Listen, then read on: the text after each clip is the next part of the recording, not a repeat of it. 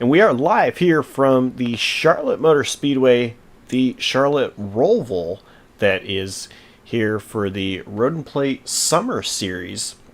We crowned a champion already in the Palm Rack Golf Series, their latest season. It was not here on JCTV, but it was still broadcasted. It was taken care of. I was able to race, and by the way, if you're wondering where I finished second at Talladega the feature, which was super awesome with Michael Kruger taking the win. But tonight, it's different. We got a different format than what we're used to seeing, and different cars as well. Format's kind of similar, but we'll get over that here in just a minute. I'm Joshua Copperl, and I am joined by Olivia Hayward. Olivia, how are you doing tonight? I'm doing well. It's very exciting to see a new format for these drivers. I can't wait to see how they're going to handle it and who is going to come out on top.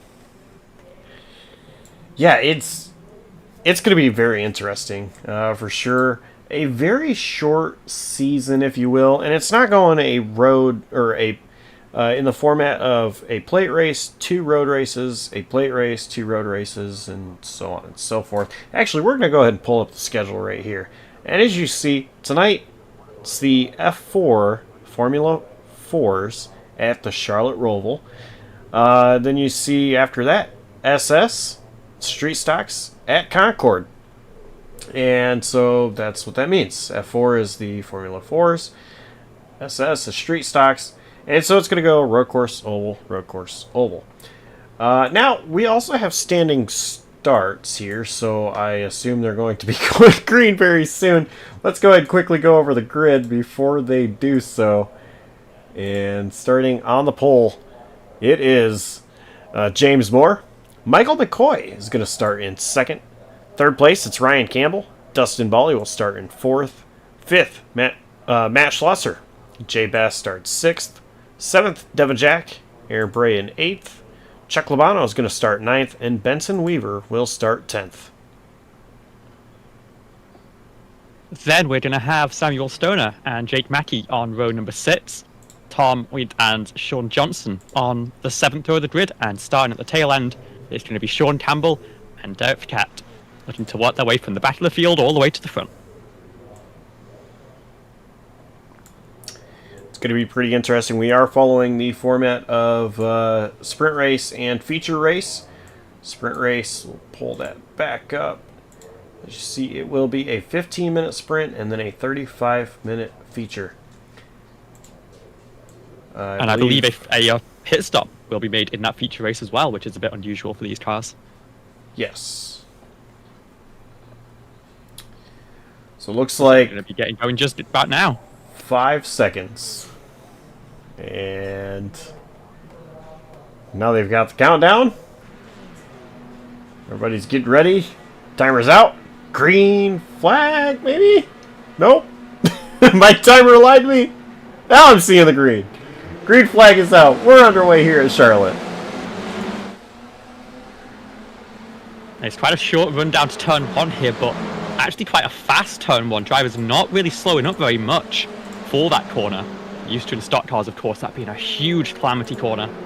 Here, from standing start, slot, we continue to file until just about single file now, but Michael McCoy under pressure from Ryan Campbell for that second position right now. Campbell's actually going to take it, and it looks like Bally's also going to take the spot. Jay Bast tried to get underneath, but not able to.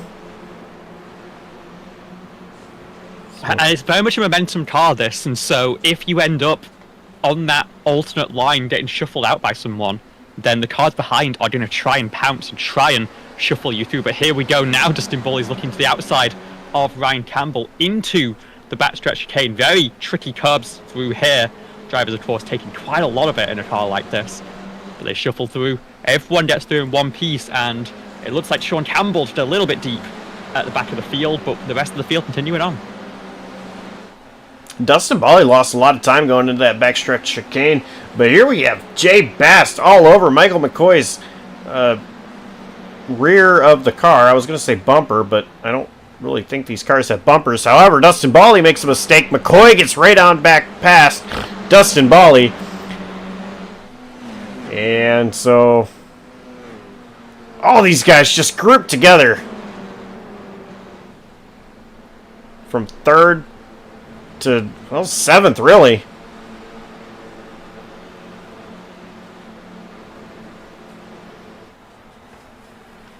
Especially with the size of this track, we're going to see these groups. It tends to be, from what I've seen in the series, you can get about 6 drivers in a pack and they can all keep it fairly clean, but once you start to get a critical mass above that number, it's a matter of time before calamity happens and the pack gets split up one way or another. So James Moore, he is off on an island of his own. Ryan Campbell, he's kind of split away from Moore and everybody else. And then it's talked about McCoy, Bally, Bast, Schlosser, Jack. They are all nose to tail right here. McCoy might be pulling away ever so slightly. Well, actually, something happened with Campbell.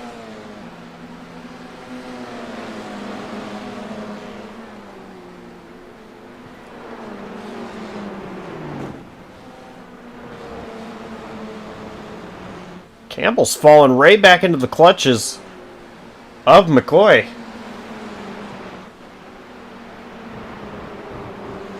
And what this does is it gives a huge breakaway to James Moore. 2 seconds, you're really outside of that slipstream range. And so, if these drivers want a shot at the win, they're going to have to work together. And honestly, McCoy has to be patient and let Campbell do a bit of work if he thinks that the 18 car can catch back up to the 12, but James Moore's just been so consistent from the front of this field. I wouldn't be surprised if they are almost resigned to a battle for second place here, and that James Moore might be able to run away with this one. Yeah, right now looking really good for Moore to go ahead and run away with this one. But you mentioned if it's possible for Campbell to kind of catch back up. Campbell had pulled away from these guys. And if that happens, will McCoy get a tow? Well, he actually pulls to the inside going into turn 1. So McCoy trying to take second away from Campbell. Yeah, it looks like he'll be clear, but this is just slowing them up that little bit more. Oh, there's a spin! And he's going to go around, he's going to hold that slide and not catch up the rest of the field, but McCoy is going to go to the very back of the field, has to be super patient on that rejoin and still nearly messes it up. A nightmare scenario for McCoy, who had that opportunity for second place and just got a little bit caught up in it. Take a look at the replay here. Oh my goodness. It's just the very tip of that wing. He comes across expecting that apex to be clear, and it just isn't. That might be some damage for Ryan Campbell as well. It is a little bit. These cars quite resilient, not actually producing much downforce compared to a more complex car, and so they can get away with a little tap like that, but it's certainly not going to help the drag of that SpongeBob machine. And I think James Moore at this point might be home free as we are getting about halfway through this first race. Yeah, that damage is interesting there on the left front wing of Campbell, and I'm kind of surprised he's still holding on to second place. Dustin Bally is right there. I don't think it's going to be too long until he's really going to be feeling the effects of that wing being hurt. Yeah, it's going to be through these right-handers where the damage will be most noticeable, but I think it's really the straightaways more than it is the corners. You can get away with a lot as long as the wind is still attached and that plane is still cutting through the air. It's just going to be tricky to try and close in any gap, and if Bally can get his head down and focus, he should be able to get this move done without too much trouble here. Take a ride on board with Dustin Bally.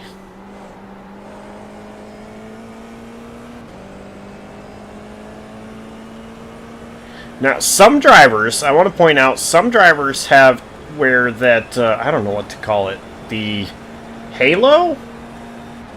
It's the halo, yeah. Okay.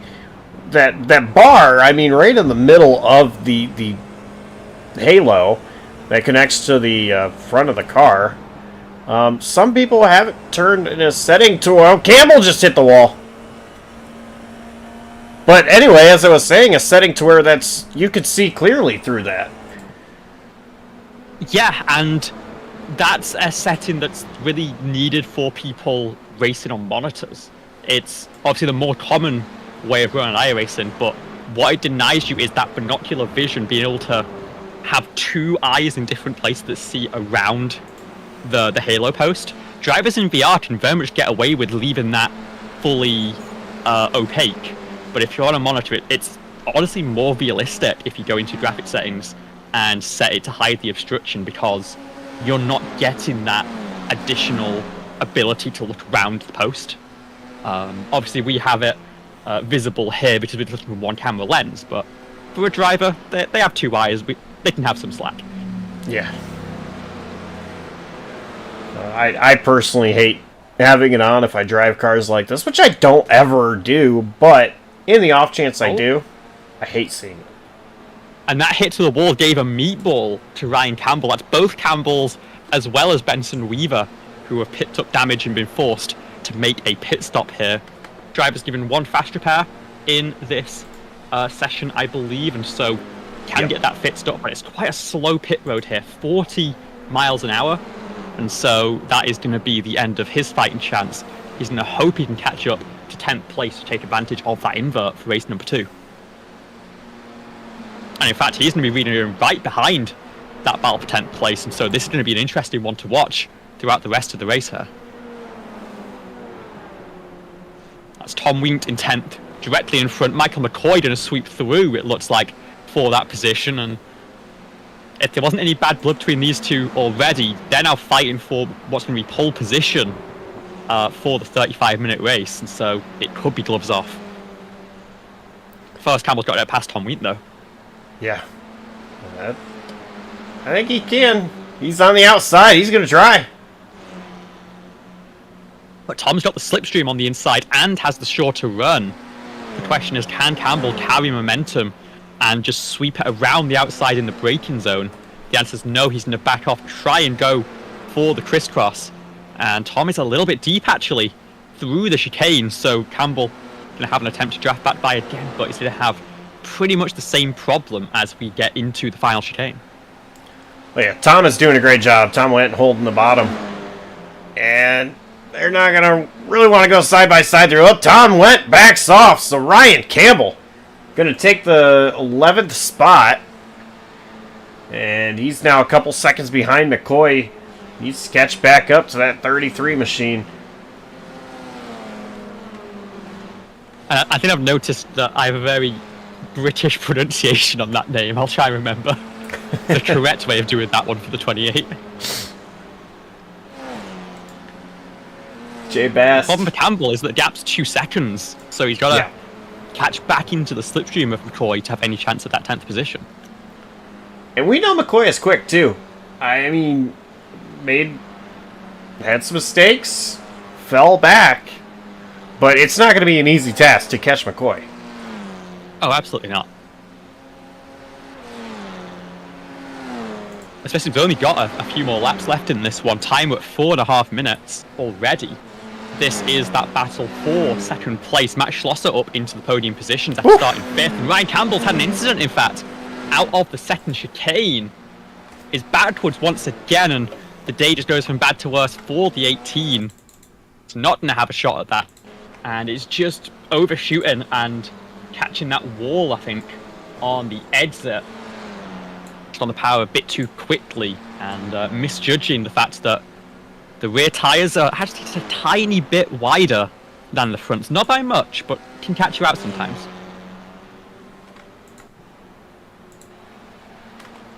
Sean Johnson is slow car, trying to get out of the way of these faster cars.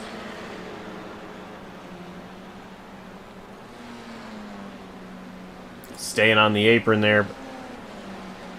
Mentioned battle for second. They've kind of separated themselves to where they're not right on each other's well, tails and noses. I don't know what to call them in these cars. Front wing, rear wing, I guess. That makes sense. It'd be the diffuser or the gearbox if you're tucked up right behind another car. Or the rear wing, which is quite visible. I think Schlosser made a mistake here because he's fallen well off the back of Justin Boyer, of course, was the driver in third place, so I'm not quite sure exactly what's happened to drop them off the pack, but then if they can work together, they have a chance of catching back up.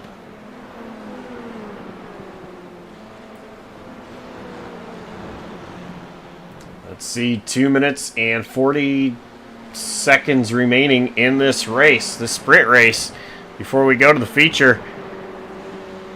Matt Schlosser, he is, was all over Jay Bast. Trying once again to get a good run. Riding on board with Schlosser.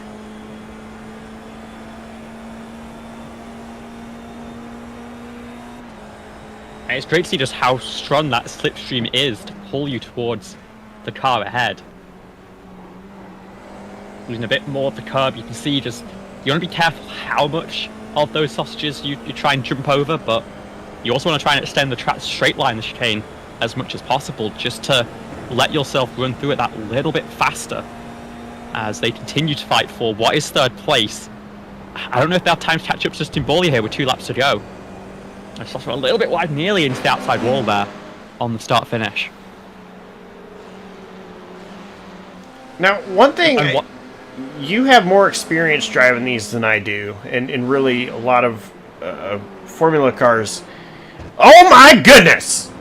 Oh! Is that Devin Jack? That's Devin Jack, hard into the wall. Oh my goodness. And that car's not going anywhere fast. He's have to tow back to pit lane. What went wrong for the 49 here? Nice grass. Oh. Tap some of that grass on the entry to turn number 3, I think it is. And it just slides the rear end around. And the problem you have in a car like this is that once you're that little bit sideways and past the edge of the slip handle, the aero platform just completely stops engaging. And you lose all the downforce, and the car just slides into whatever direction it's going. But as you were saying, I'll get back to my point here in a minute. So we now have the white flag being taken by James Moore. So it's no doubt he's going to be the one to win this race unless something dramatic happens to him. Battle for second, third? Second. Bast just caught up to Justin Boyer here. And they're not that close, but they're within slipstream range, and that's what really matters as we get out of the infield section and back onto the oval. A small mistake. And, I mean, Bast could be there. Speaking of, somebody's that's in the wall. I think that was Sean Campbell in the 54, so not the lead lap contender, and he's just staying well out of the way, trying not to catch anyone out in this one. But I chucked the Barner with a spin. I think maybe seeing the yellow flag and getting a little bit spooked before even seeing the car, but we're focused here. Second place now. They're going to file through. Oof. It's all about the run out of the corner. Oh, brushing the edge of that Armco barrier. Justin Boyer has 4/10. He should be able to hold on here towards we'd have to look at the battle between Bast and Schlosser, though, as James Moore comes through the final chicane, is going to take that race win. And it's going to be Justin Boyer holding on for second place, Jay Bast in third, and Matt Schlosser bringing home 4th position. What a run from James Moore there. Just gapped the field in the early run and never looked back. Yeah, that was incredible for James Moore. Great job for driver the 12. As the rest of the drivers are finishing here.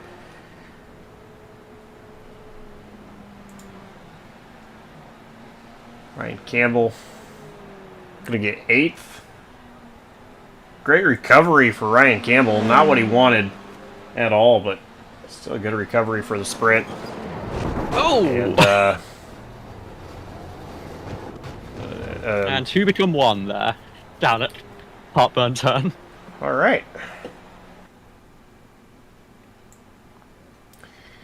So let's see if we can go ahead and talk to our sprint race winner.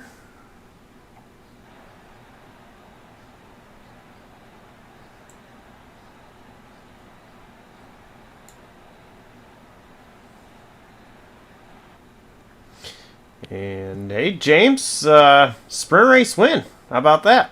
Hey, 12 laps for car number 12. Seems like a pretty good start to the evening. How are you guys?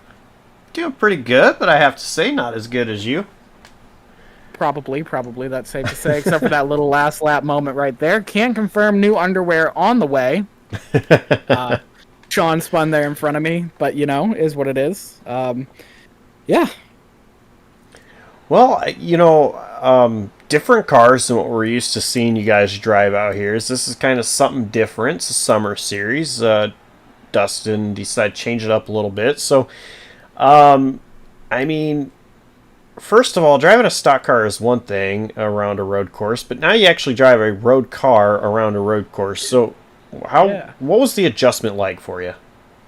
Well, it feels like the car wants to turn, so that's nice. It definitely is a bit of a change, whereas with the stock cars that we're usually doing, you have to force it around the racetrack. With this, it pulls you around the racetrack and you try to keep up. A lot of fun to drive, they really are. These cars, you can just send them so hard and they'll stick. As long as you're careful through the high-speed stuff, these things are great. But as far as the race, it was a pretty smooth sailing there. I did what I needed to do on the start. My main hope was just that Ryan would get a good enough start to be side by side with McCoy through turn 1, and they'd lose so much speed through the first through corners that I'd be able to kind of pull away. And luckily, they all just decided to kill each other. So kind of gave it to me there, Yeah. Well, now it's going to be like what we're used to seeing, an invert. You go back to 10th. So I'm scared. What's it going to be like trying to get that drive back up to the front? A little bit longer race as well. Yeah. I'm going to have all the fast people in front of me. McCoy is starting... Where's McCoy starting? He's going to start 4th. He's my pick, if I'm honest. He's going to be quick. Him and Ryan are going to be really hard to get up to. Just because of their misfortune early in that race, they've managed to flip that to work out well for themselves here. This track is just so hard to pass when you're in a pack. It's just going to be about making your way through the traffic. That's what I'm most concerned about. But hey, hopefully we'll just be there at the end. I think survival is going to be goal number 1. All right, sponsors, shout-outs. Who gets it done for you? Oh, it's going to be the Sequential Sim Sport Velocity Pixels team over there. We have a great time. Cody, my paint scheme maker, made me up a nice Ahsoka Tano-inspired race car. Happy to have that. So that's it, really. The Sequential Sim Sport team, Hollow Valley. Check them out on Spotify if you're into that kind of heavy metal stuff. It's fantastic music. All right.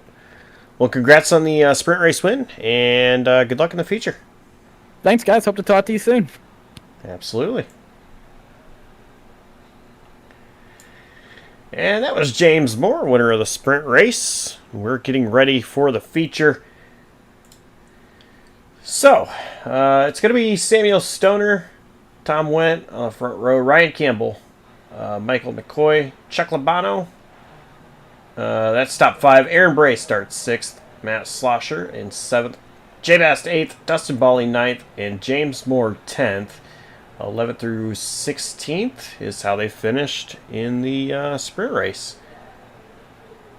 Yeah, so that'll be Derek Paquette, Jake Mackey, Devon Jack, Sean Johnson, Benson Weaver, and Sean Campbell. But one thing that I guess we didn't talk about with that grid invert is that Moore's going to come through from 10th place here on a standing start, and that can be very dangerous if a car ahead of you gets maybe not the launch they were hoping for, maybe they spin up the tyres a little bit. It's a discipline that these drivers might not be used to, and there's sort of very precise actions and a very precise sequence you have to take to get the best standing start out of a car like this. Absolutely. And the big thing that would scare me the most in this is, stock cars, you can rub each other a little bit and be just fine. If I'm going down into turn one, I mean, usually on road courses with some of the people that I race with, I'm scared anyway. I mean, these guys, they're really good. I don't think they have a lot to be scared of with racing each other. But, you're always kind of scared going lap one, turn one. However, here, standing starts, these are not stock cars. You can just rub against each other. I'm going to be a little bit more nervous if I'm in James Moore's position starting in 10th. Because, it's a long race. Longer race than what we just had. So, you don't want to have to use the fast repair, and we're not going to have a yellow to where if you need it, you're going to easily be able to catch back up.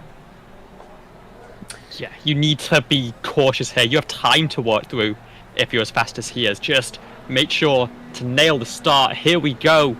The revs are going to rise for the field. Now we're green. And everyone gets away pretty cleanly here, it looks like, off the grid. And it's turn one, it will be Samuel Stoner, but with Ryan Campbell moving up into second place already.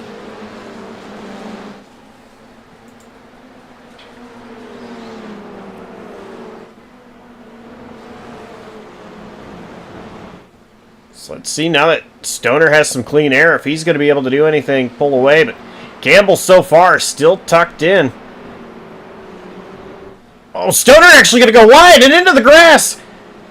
Here comes Campbell for the race lead. Stoner not giving up yet, still to the inside. And Campbell with that wider line back onto the oval has a little bit of momentum. But as we said, it's the short line now on that painted blue and white line that Stoner has and can just basically force the entry and box out Campbell in the chicane. He's going to try and leave that lane. He's going to actually do it very well. Holds on to the position. And now Tom Wen and Matt Schlosser are going to try and shuffle Ryan Campbell out. But that next braking zone comes into a right-hander. And so Campbell might have had a chance. He's going to slot in for fourth place right now. Is he going to stay there? Well, there's going to be contact. Schlosser goes around. Does he keep it out of the wall? Yes, he does.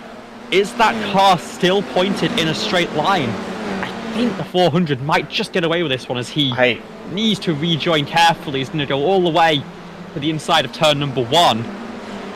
And Matt's got work to do, but he's still alive in this one, and that's the important thing. I don't know how.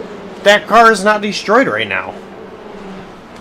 I think it was just the lightest of touches to sort of lift up the rear tyres without actually making a significant enough hit to, just sort of ramps up on the nose of the number 18. These cars are quite resilient. You see in some of the higher level, more try-hard races, people are bump draft these things down the straightaways. It's not a great idea, but it's been known to happen, and so Matt taking advantage of the fact that these are quite resilient machines, and he's already back in the fight, trying to slot through this pack as the top four sort of breaking away, and Campbell leading a little bit of a train here ahead of James Moore. Beautiful blimp shot there. Just everybody kind of snaking into the chicane.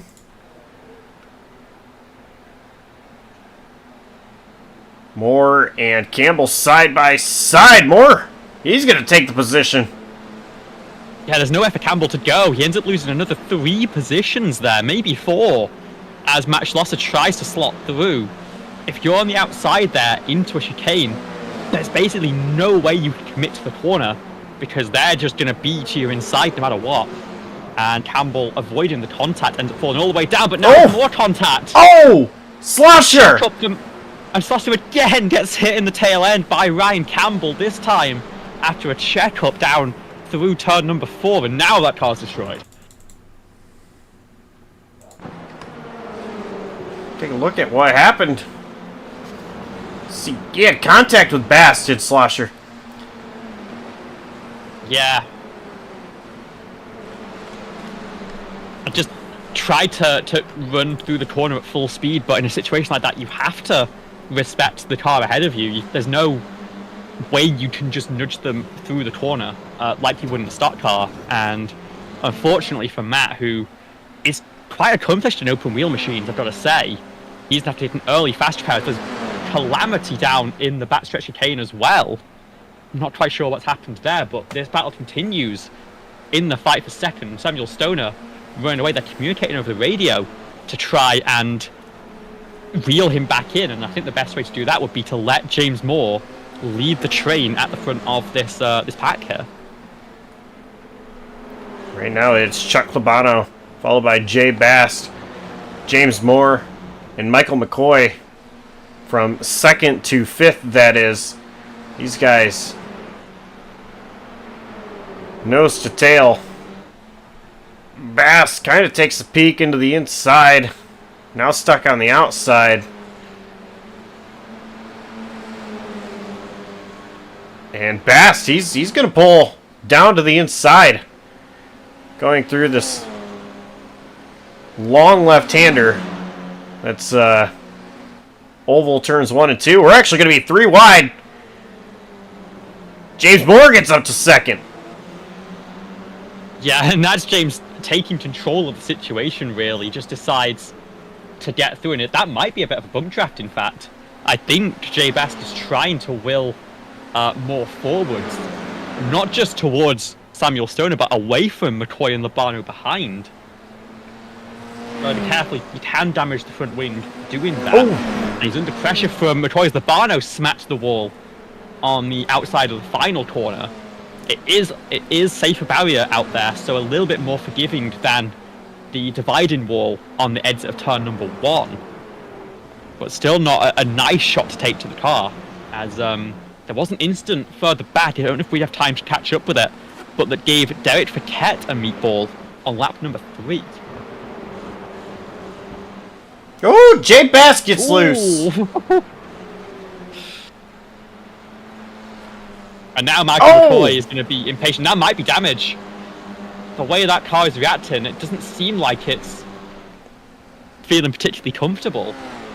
Or maybe just the tyres were superheated, but these cars, one of the ones on the newest iRacing tyre model, and so that flash heating, if it is just that, will subside a lot quicker than you would be used to in other cars.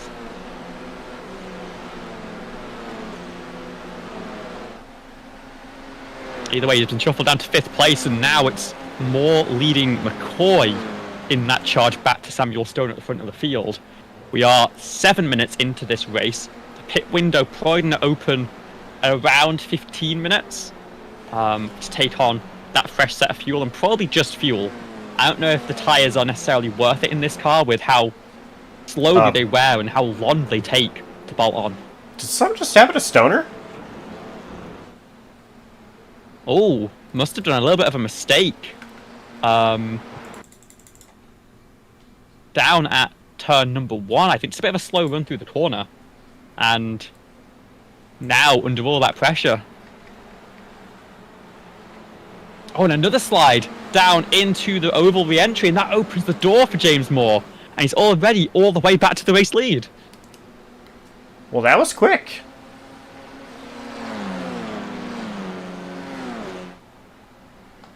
I mean, it's to be expected. Moore was is the only driver with the 117 so far in this race. Everyone else, the next best lap is a 18.7, and Moore has a 17.9. So he's been charging all the way from the start of the race, and once again has daylight to work with as Stoner and McCoy are scuffling behind on the way into the final chicane. McCoy has that inside line, and again Stoner has to just back out the same way that Ryan Campbell did, and again he's going to lose more positions for it.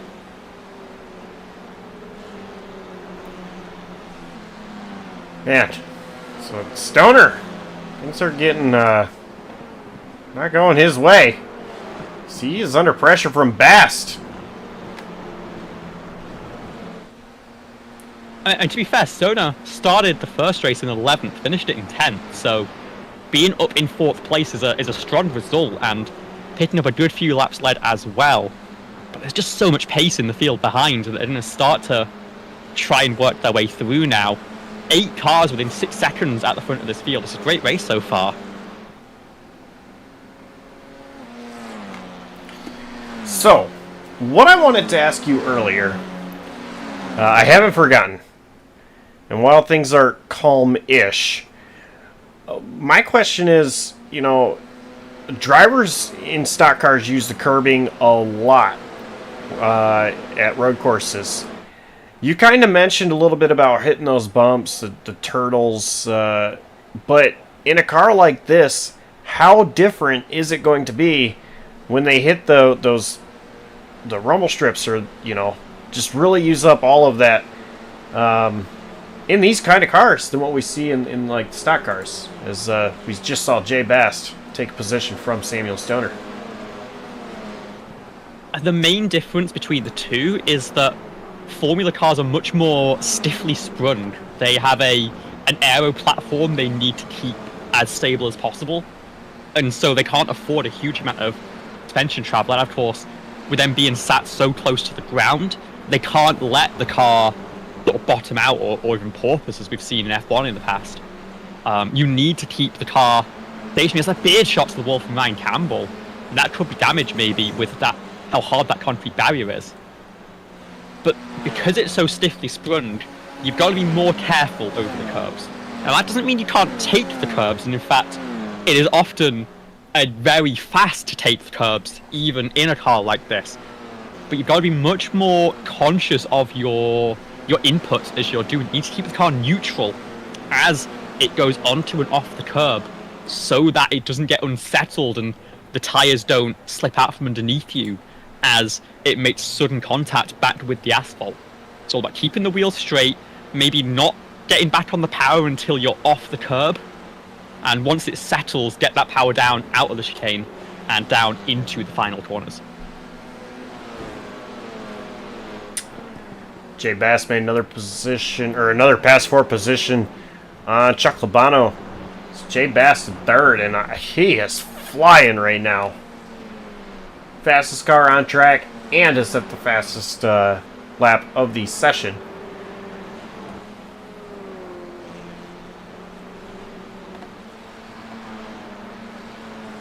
He's got some daylight as well.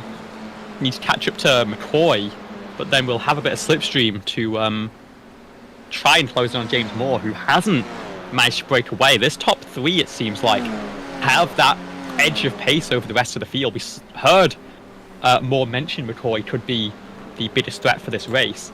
You see a lot of curb usage from Jay Bast there. Quite a low curb ultimately, so it's not the biggest deal as long as you hit it cleanly. But yeah, this top three is looking like a threat, and especially with a pit cycle on the way, that could separate these drivers as they choose when to take that stop, when to avoid traffic, I think most importantly, and also how well they get on and off pit road.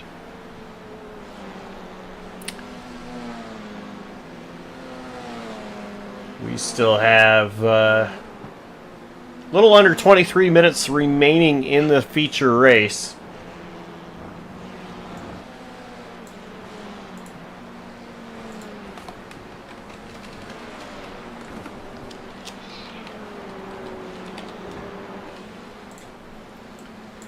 And obviously, if you're a leader, then you stay out as long as possible, because you have the clean track right now, and although the fuel load is not particularly severe in this car, it is still a fact that with how light Formula machines are, the fuel weight in the car is a significant portion of the overall car weight.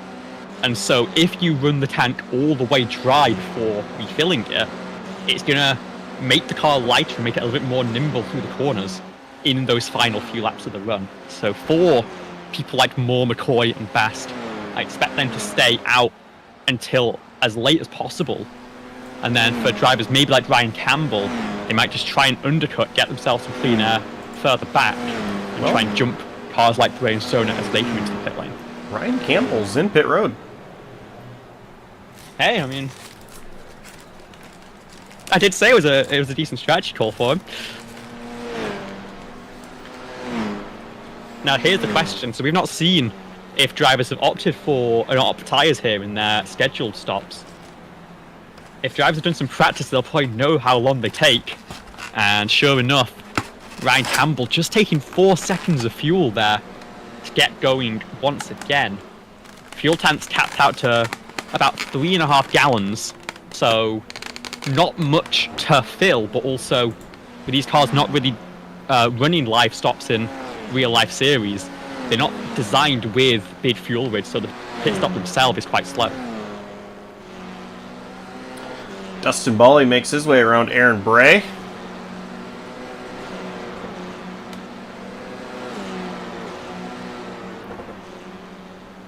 Looks like Sean Campbell coming down pit road as well. So a couple drivers starting pit sequence.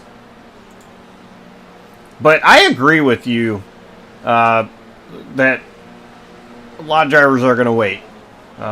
James Moore, Michael McCoy, Jay Bass. It makes sense. And, speaking of James Moore, using that lower fuel weight and also maybe just having the confidence. Oh my goodness! Them. Chuck Labano. Purple laps to shut the Labanos around, and I think might have just found the barrier with the left rear tire, although might have hit it square enough to not do any significant damage. No, that car's meatballed, and so we'll have to limp it back to pit lane and then take the fast repair along with that fuel service. If you're going to break the car, I mean, now is the time to do it, but it's still a long way from pit lane to get it done. Oh, yeah. Way wide into the grass there.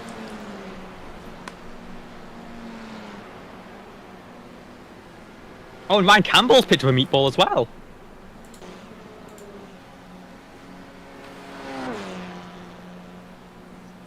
It looks like it might have been down at turn 1. Again, with that concrete wall, no room for a safe barrier, dividing the two lanes of racetrack. Much more likely to do damage to the car, and you see that with Ryan Campbell having the rear end knocked out of alignment. And he's going to make another trip down pit lane here, so that undercut really not paying off for the number 18. As Chuck Labano does make that pit stop finally, and imagine Campbell's going to follow him in for a second stop of the race.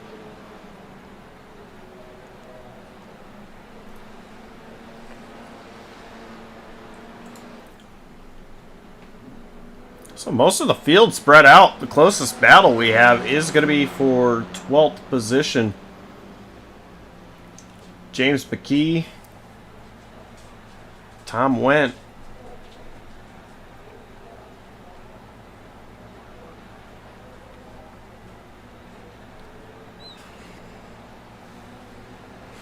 Tom Wendt currently holds position. Yeah, Tom has made that scheduled pit stop. Jake has made an unscheduled stop a few laps earlier. Might not be good on fuel to the end here.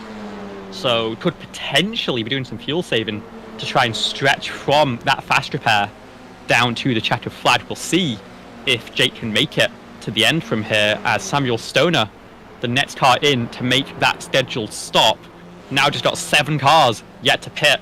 But here come Devon Jack and Sean Johnson behind. So 3 cars pitting at the end of lap 13, maybe 4 with Benson Weaver. The top 4 all staying out for a 14th lap and going past the halfway mark in this race. Side by side, Jake McKee, Tom Wendt.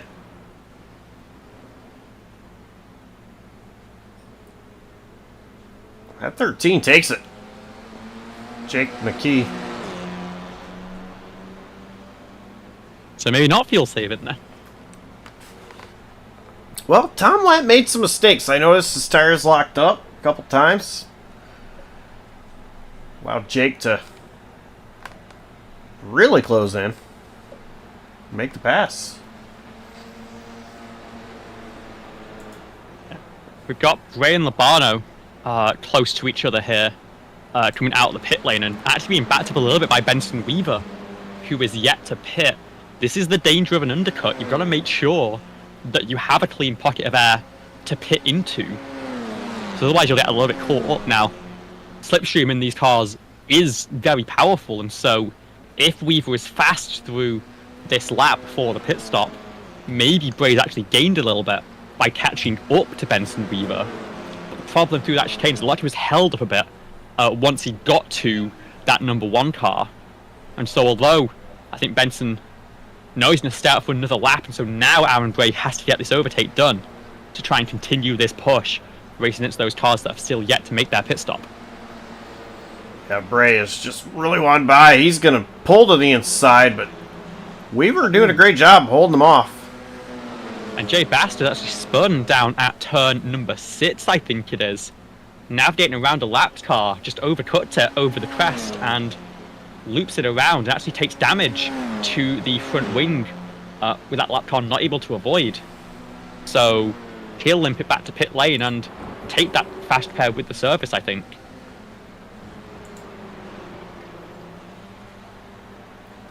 Here comes Chuck Labano. Yeah, Chuck Labano in this battle with Weaver and Bray. Weaver actually pulling to the outside. Yeah, I mean, Weaver knows that he's not in this fight, still has to make that pit stop. But holding up Bray there for, about a lap on the course, let Chuck Labano close in about a second onto the tail end of that number 11 car. But now, the shoe's on the other foot. Benson didn't want to let both cars by in that spot. Didn't want to lose too much time to any cars that he might be racing about 30 seconds behind. He'll now peel off. We'll see where he comes out in relation to Jake and Tom. But that releases Chuck Labano to try and catch back up to Aaron Bray as they race for what is currently P6, but what could turn into potentially a battle for the fringe of the podium.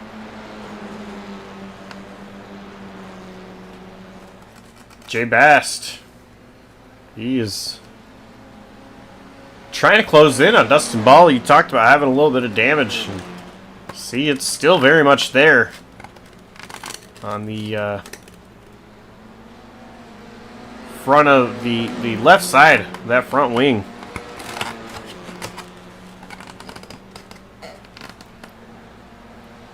Top two stay out. And these guys also stay out.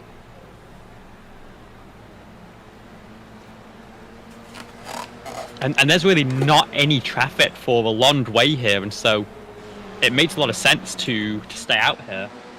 Of course, the only problem you have is that Bawley and Bast are on top of each other, but if they're running in formation, they can run quite quickly here, as I think that is Jake just coming out of pit lane, did have to make that second stop, and is now getting shuffled to one side. Gets out of the way of the leaders, isn't going to trouble them too much at all, and they continue their fight for the podium.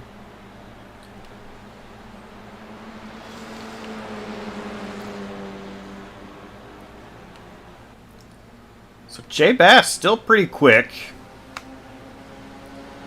despite the damage. Sure, he is looking forward to coming to pit road and being able to use that fast repair.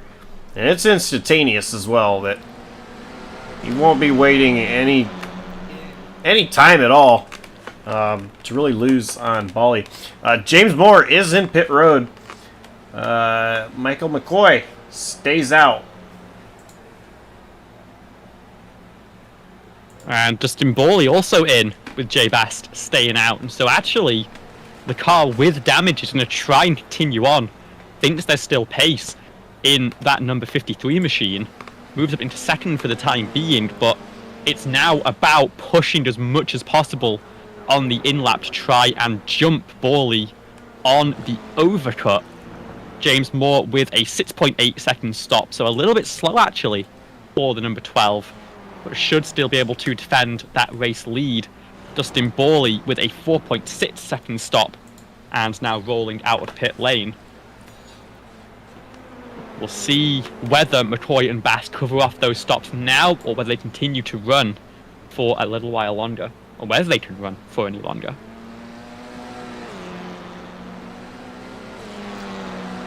It's Michael McCoy coming through what is the turn 3 on the oval. We'll see if he peels down to pit road. He does. Michael McCoy coming to take his service. Jay Bast, expect him to do the same? He does. And you can be really aggressive on entry of seeing these drivers really slam the brakes down to that inside line. For a stock car, you've really got to back up the corner to let yourself hook underneath, but these cars have so much grip that they can just turn down below that blue line whenever they want, really. And you see these drivers take service. McCoy now rolling back off pit lane. Is going to exit side by side with Moore. And James Moore's just about going to clear, but you see that slow stop and the difference that it's made. This is now a one-on-one fight for the race lead. Meanwhile, Jay Bast has cleared Dustin Borley for third place, so great work on that overcut. And sure enough, Jay Bast does have a fresh front wing attached to that car as well. It's Bast, Borley, and then Stoner still holding on to that battle for fifth place, but up at the front of the field, it is half a second between Moore and McCoy. And the thing for McCoy is, he's got that toe, the slipstream, the draft, whatever you want to call it. He's got it. And as long as he can go mistake-free here, he'll be there with more.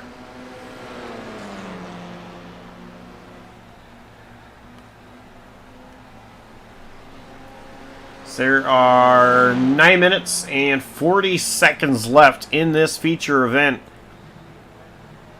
Telemetry saying they can make it 8 more laps in that time. That sounds about right. Samuel Stoner is going to have to take a pit stop here to take some repairs. Found that dividing wall on the way back towards the oval. And like a few other drivers in this one, pits up what's likely rear end damage that needs to be fixed in the pit lane. We'll take that fast pebble fall down to 9th place, it looks like. So unfortunate there for the number 65. Meanwhile, at the front of the field, James Moore is really starting to put the hammer down. Has gapped now to about 1.2 seconds on Michael McCoy. So really trying to make sure he holds on to complete this weekend sweep as Jake Mackey gets out of the way of Moore. I think he's going to try and shuffle through the chicane and then let past Michael McCoy. This actually will help McCoy a little bit, give him that slipstream to connect the pads back through. And you see he gets up into the draft of the lapper before cutting back down to try and chase after James Moore. But he's a 2.5 seconds behind right now. That pace in the number 12 has been a little bit too much for the 33 to make up. He's really pushing through the chicane to try and catch up there. The battle for 5th place. It's on. Aaron Bray has it. Chuck Labano wants it.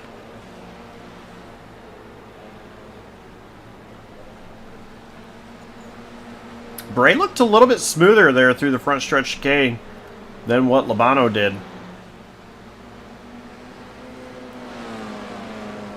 Those chicanes are such confidence corners, trusting that the race car is going to stick as it lands over those curbs. And some drivers just seem to have it, and some drivers are really struggling to take that sort of optimal line through there. It is our closest fight on the track. Jay Bast, now that he's cleared Borley in the pit cycle, is starting to make a little bit of a gap between the two of them. Up now to 2.2 seconds in that battle for third. And then James Moore up to 1.8, nearly dropping Michael McCoy. Trouble on the track. Oh, yeah, is that Ryan Campbell? Ryan Campbell and Devin Jack, I think. Campbell was already a few laps down. I think, unfortunately, Jack may have been placed. He's Jack in the background of this shot. What happened to Campbell? Oh, he just lost it on his own. Oh, he clipped the tires on the inside. And Jack with nowhere to go, a damaged race car, and a meatball that'll need to come in to serve. So that'll drop him down from 7th place to, I think, 9th. Sean Johnson and Samuel Stoner will get through. As Jack finally pulls it into pit lane. Jack tried to avoid him, but going too fast.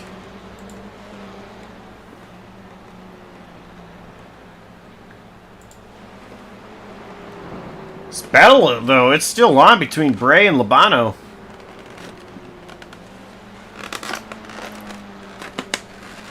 They are really close to each other.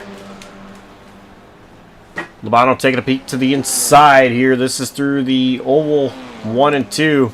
Exit of 2, rather.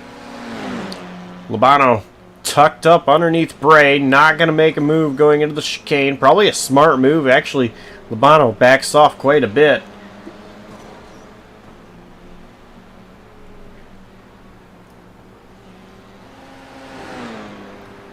Five and a half minutes left in this race.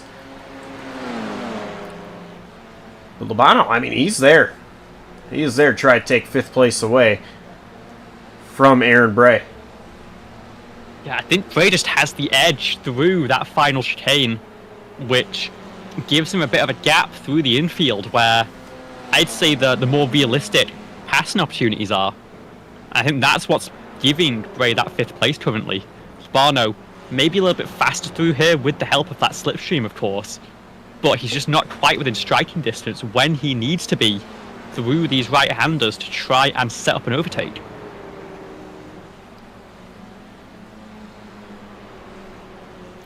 So far, things looking good for Aaron Bray to hold on to that 5th position. This is the closest battle on track. Jay Baxter's gapped Dustin Borley. Yeah. 7/10 faster last time by, so great work on that undercut to secure that podium position, barring any calamities here for the 53. Moore is just holding McCoy at arm's reach. Gap is still about 1.5 seconds, so within slipstream range, but not within attacking distance. It is really this fight between Bray and Lobano that is all to play for the final spot in the top 5. McCoy actually 4/10 faster than Moore that last time by. Not a lot of time. It's not enough to catch him with the amount of laps remaining. Well, it might be. Still closing in ever so slightly. Actually, we got a car stopped on track right in front of leaders. He's down on the apron, so will not be a factor. As Tom went, and he's going to get out of the way for McCoy as well. Went down in 9th place and now 1 lap down after a spin coming back onto the oval. Goes to Dale, Aaron Bray, and Chuck Lobano. Well, they were. I think Lobano had to use a lot more brake getting back onto the oval section. Ronald lost it on the way back onto the oval section. I think was just pushing as hard as possible, knowing that getting alongside on the oval into that backstretch chicane was maybe the best opportunity. It's just not quite paid off for him, and he's got to do it all over again as we're within the final 3 minutes now. 3 laps to go here at the line for Bray and Lobano. And Lobano's just not quite getting that first apex of that final chicane. And you can see Bray pulls away by a good 2-3 tenths there in just that one corner sequence alone.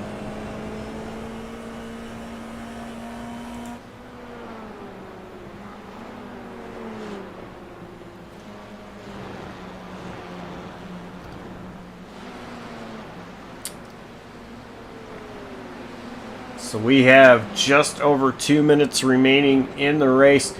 Michael McCoy actually 2/10 faster than Moore that last time by, but it actually seems like the gap is now starting to extend for Moore over McCoy, as Moore is still looking to hold on and sweep the night.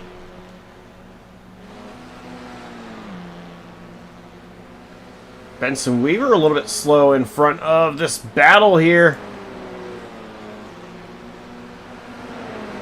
That kind of checks Aaron Bray up. Weaver going to go all the way up to the wall, stay out of these guys' way. And a third car. 3 wide with lappers going to the top of the wall, but they get out of the way as they needed to do. Of course, blue flags are a little bit different in Formula Racing. In iRacing, all blue flags are advisory, but Formula cars, they tend to be a little bit more of a firm nudge than they would be in, say, for example, oval racing or in endurance racing.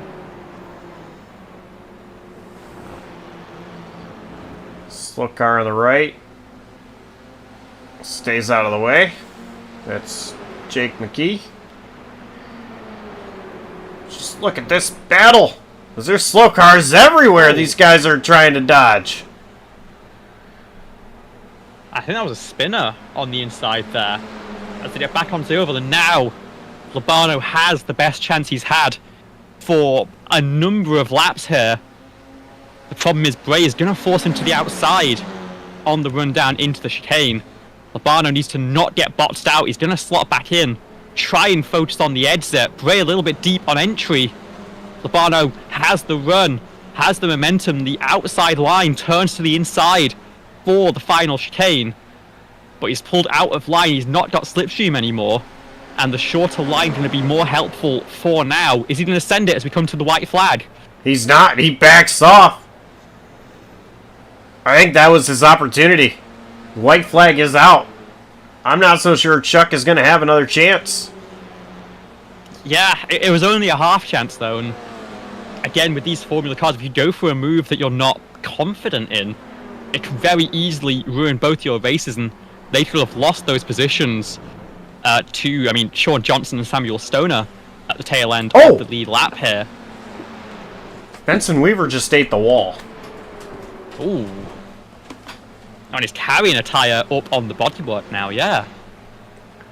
Chuck Lobano right there battling with Aaron Bray. They are now back onto the oval portion of this racetrack. Chuck Lobano pulling to the outside, but again, not the shortest line. Meanwhile, your race leader, James Moore, he's taking the checkered flag. James Moore is the winner of this race. And Aaron Bray has made a mistake through the chicane, has bumped the curbs a bit. They're going to be side by side. Lobano's a nose ahead right now. But Bray's got the shorter line. They're going to be side by side. Slide drafting down to the final chicane. Can Lobano keep the nose in this time? We come to the checkered flag for 5th place.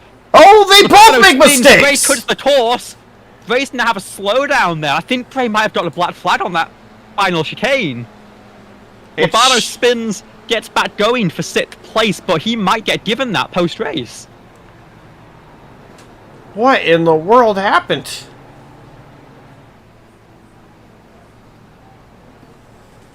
It was McCoy, Bast, and Borley ahead of that fight on the lead lap. It was Johnson and Stoner behind.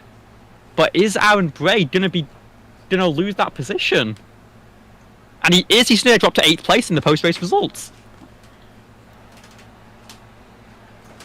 Wow.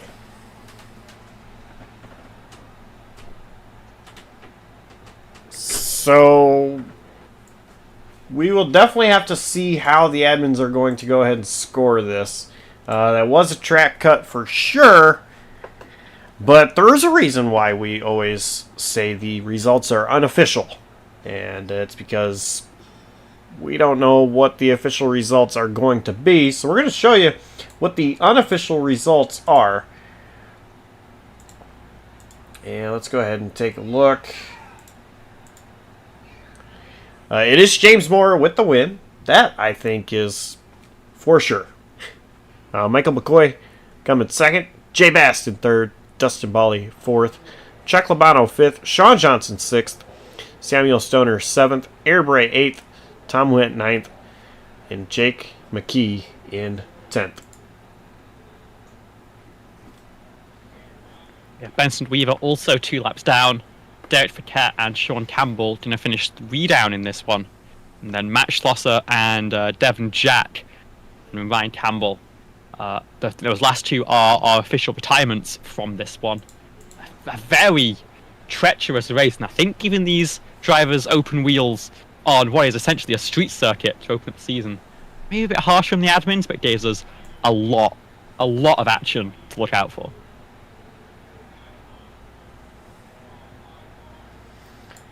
Alright, so we got a few interviews. And Jay Bast, who scored 3rd, actually is going to allow his interview to go to Aaron Bray. So, let's go ahead and catch a word with Aaron Bray.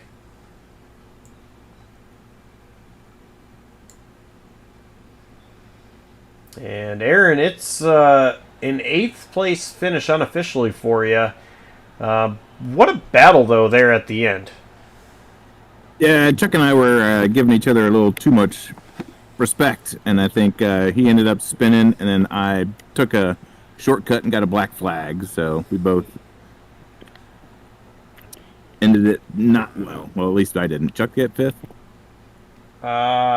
Yes. Yeah, so I didn't want to run into him, so I took the off. So well, it was a great battle though. It was a great battle going in the chicane a couple times. I just couldn't get the exit onto the oval. He was doing a much better job getting on the oval, but then I was more comfortable on the chicane, so it was tit for tat the whole way. Well, everybody else was so far away from each other that we actually saw a good portion of the battle that you and him had, and it was very entertaining. Anything really coming down to those final few laps that you wish you could do differently? Maybe cover a little bit more. I ended up trying to take tires, but I don't think it helped. So I don't think Chuck took tires, so I call that a wash. But no, I guess Chuck and I raced quite a bit together, so we were both giving each other a little respect. Maybe a little bit more argy-bargy, a little more bumpy. See what we could do. See if I could scare him off. He scared me off, so I gotta give it right back to him, right? Absolutely. Well, any sponsor shout-outs? Who gets it done for you? Oh no, just the crew at Frito Sport. That's about who I run with a lot. So props to them for getting me into road plates. It's been a lot of fun, having a good time. Not great at ovals, but I'm learning. So happy to be here. All right. Well, congrats on a great run for you. I know it's not the finish you wanted, but still a pretty good run. And I'll see you next time out. Sounds good. I'll be here next week. Hopefully doing it again. All right. We look forward to it. And that was Aaron Bray, your 8th place finisher here tonight. And Olivia, I believe you have Michael McCoy. I sure do, Michael. What a run that was in race number 2. An incredible opening couple laps to move up into the top 5 and then just slicing through behind James Moore before the pit cycle. Just talk us through how it was going from 4th and being in that massive pack that there was for that sort of fringe of the podium. It was a little scary. I couldn't get a clean pass with the top 3 without dive bombing. And then before I knew it, James had caught up to me and I was like, hey, I'm just going to let him slice through traffic and create a hole and I'll just follow him through. And then tried to pick back up the pace, but I had nothing for him. He was too quick. Yeah, I mean, that is F4 strategy. It's often about dealing with those packs and working out the right line to be on at the right time. You did go for the overcut there on Moore, and he had a bit of a slow stop. Were you surprised when you got that car right call on the way out of the pit lane? I did, because I think he said he was going to pit for tires, so I thought it was going to take a little bit longer than it did, and I thought maybe it would come out maybe like a second ahead of him, but we were side by side, and he gave me the call that he took new tires, and I knew I was just going to have to try to hold on to him the best I could. I mean, I'm surprised that tires are taken that quickly in this car. I thought it was a solid sort of 20-second pit stop, so interesting split strategies paying off for James, and of course, maybe a lesson learned for the race in 2 weeks' time, but of course, firstly, we're going over to Concord in the street starts. How are you feeling about that one? Not too confident. I'm more of a road guy. I'm trying to get my footing in oval. So it's definitely going to be a learning experience. If I can shoot for a top 10 and finish in the top 10, that'll be a success for me. It sounds like a plan. Well, it's a great finish here in the feature race. 2nd place, if there's anything you want to say to the fans at home, now is the time. Congratulations. Just thanks for inviting me back. It's fun racing with Road and Plate. Had a lot of fun tonight. Hats off to James. He deserved that win. Had nothing for him. Just so quick. And congrats to Aaron for his 3rd place finish. And I'll see you guys next Thursday. All right, sounds good. We will see you then. And Josh now has, for the second time tonight, our race winner, James Moore. Hey, yes. Good to hear from you guys again. Didn't think I'd be here. Yeah, James, it was actually a night where you swept it, won the sprint race, won the feature race. You talked about how tough it was going to be to get back up to the front, and it looked a little bit easier than from up here. It kind of looked a little bit easier, but how did it feel out there for you? Well, as much as I love you guys hyping me up like that, I really don't think that I created a single move for myself tonight.